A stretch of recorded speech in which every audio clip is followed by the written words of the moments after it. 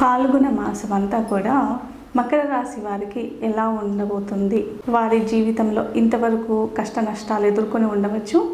ఈ పాల్గొన మాసంలో ఎలా ఉంటుంది ఏంటి స్వామి గారి మాటల్లో తెలుసుకుందాము. నమస్కారం స్వామి. అందరికీ కూడా శుభాశీస్సులండి. మంచి విషయాలు అడిగారు. ఇప్పుడు శివరాత్రి తదుపరి ఉగాది వరకు కూడా పాల్గొన మాసంలో మకర రాశి వారికి ఏ విధంగా ఉండబోతుంది. మనకు మకర రాశి అనేటప్పటికీ ఉత్తరాషాఢ నక్షత్రం 2వ పాదం, 3వ పాదం, 4వ పాదం 3 పాదాలు, అలాగే శ్రవణ నక్షత్రం 4 పాదాలు, అలాగే కా అక్షరం మీద అనొచ్చు, లేదంటే జా అక్షరాల మీద, జా, జీ, జూ, జే, జీ అక్షరాల మీద కావచ్చు, లేదా కా, కి, కు, కే అక్షరాలు. కా అంటే మెలికి కా వస్తుందన్నమాట. తదుపరి ధనిష్ఠా నక్షత్రం 1, 2 గా, గి అక్షరాలు పేరు ఉన్నటువంటి వాళ్ళు ఎవరైనా సరే మకర రాశి వాళ్ళు ఈ మకర రాశికి చెందిన వాళ్ళు అవుతారు. అలాగే మకర రాశి జాతకులకి ఈ పాల్గొన మాసం ఆర్థికపరమైనటువంటి విషయాలలో, ప్రతి విషయాలలో కూడా ఏ రంగంలోనైనా సరే, ఏ రంగాల వారికైనా సరే బాగా కలిసి వచ్చే అంశాలే అధికంగా ఉన్నాయి. ఆర్థిక పరంగా చాలా బాగుండబోతుంది.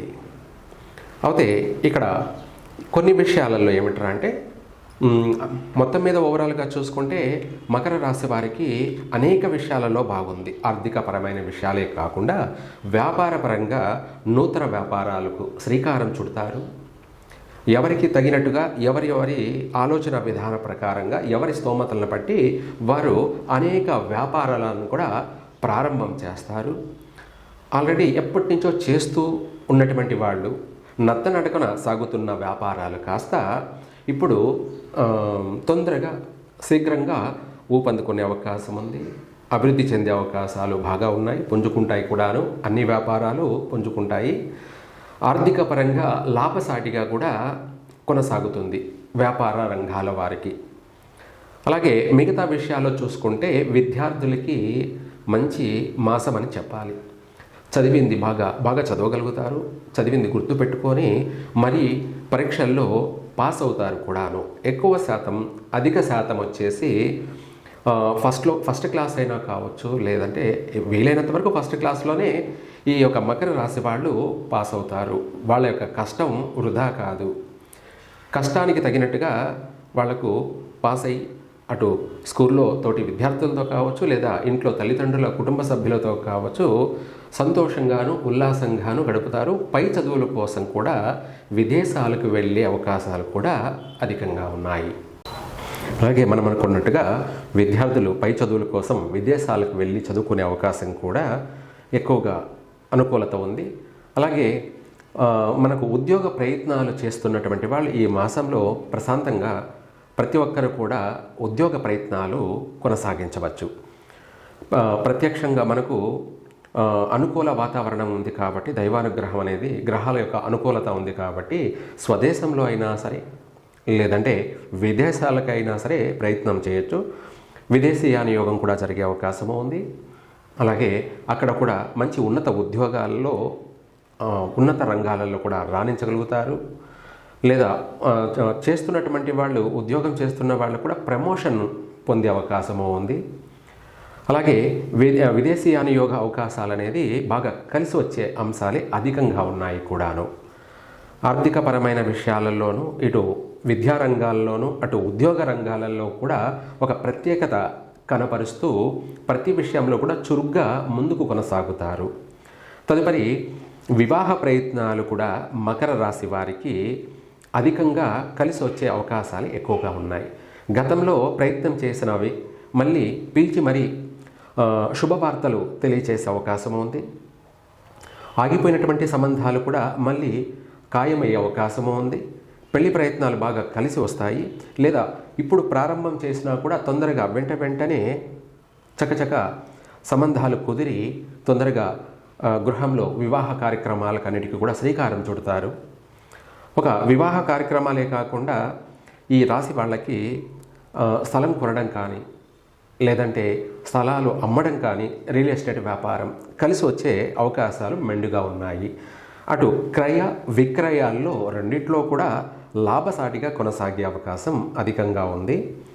ఇంట్లో గృహారంభాలు చేపట్టడం కానీ, అలాగే గృహప్రవేశాలు కూడా చేయడం కానీ, లేదా కట్టిన ఇల్లు కొనడం కానీ, ఇటువంటివి అన్ని విధాలు కూడా అనుకూల వాతావరణం అయితే ఈ మకర రాశి వారికి చక్కగా కలిసి వచ్చే అంశాలే అధికంగా కనబడుతున్నాయి కూడాను.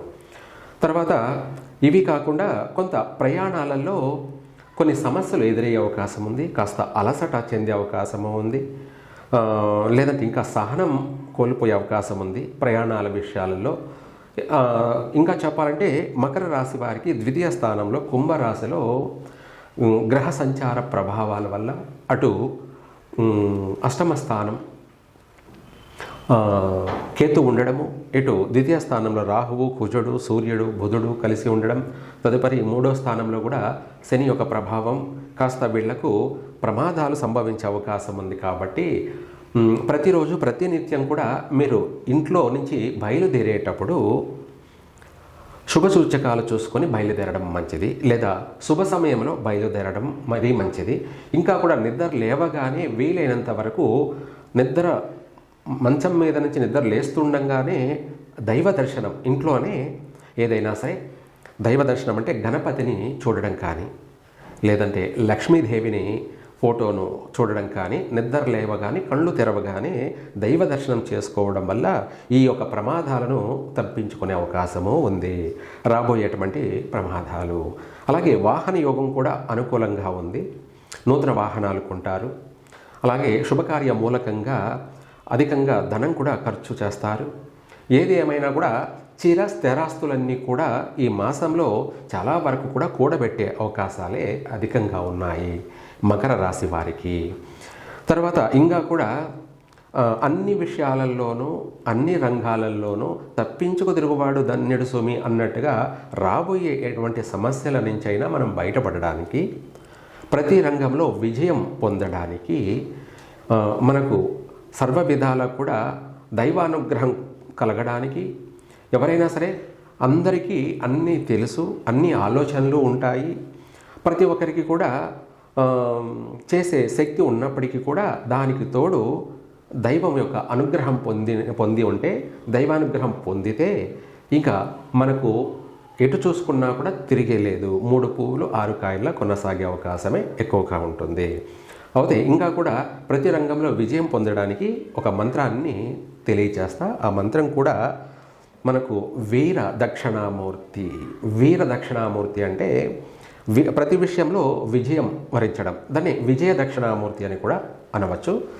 అలాగే ఈ మంత్రం కూడా ఓం ఐం హ్రీం శ్రీం క్లీం ఓం హ్రీం ఓం విజయ దక్షిణామూర్తయో, అలాగే సర్వ కార్య సాధ్యమే సంప్రాప్తియో, సర్వకార్య సాధ్యమే సంప్రాప్తియో అంటే మనము ఏ పని చేసినా కూడా దాన్ని సాధించడము, అలాగే అది మనకు సంప్రాప్తించడం అంటే మనకు వర్తించడము.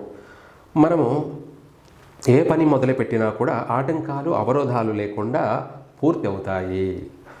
అలాగే పూర్తి చేసి కూడా మనము సంతోషిస్తామన్నమాట. దాన్ని ఏ పనిలోనైనా కూడా విజయం సాధించడం.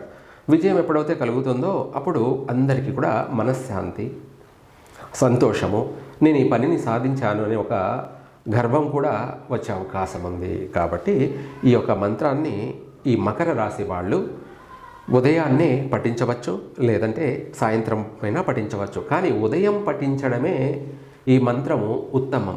ఎందుకంటే మనం ప్రతిరోజు ప్రతినిత్యం ఎవరెవరు ఏ పనుల మీద వాళ్ళు హడావిడిగా వెళ్ళిపోతూ ఉంటారు. కాబట్టి ఆ హడావిడిలో ఎటువంటి సమస్యలు ఎదురు కాకుండా అన్నింట విజయం పొందాలని చెప్పేసి ఈ మంత్రాన్ని మీకు అందరికీ కూడా ఉపదేశించాను. సర్వే జన సుఖినో భవంతు.